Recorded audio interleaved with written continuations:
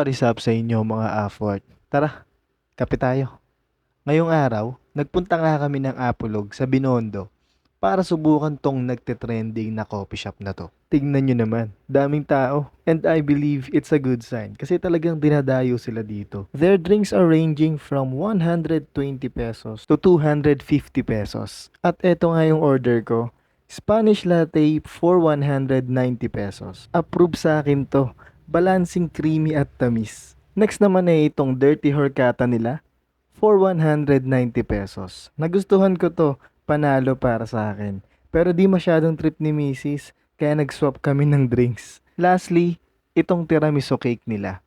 Matitikman mo na to for only 330 pesos. Medyo pricey pero worth it.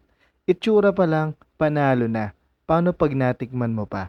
Sobrang moist ng cake, di masyadong matamis. 10 out of 10 to for me. Located ang Apolog sa Benavides Street, Binondo, Manila. Open sila from 9 a.m. to 11 p.m. Comment mo naman kung tagasan ka, Afford. Baka dyan naman kami dumayo sa susunod. Salamat sa panonood. Kita kits!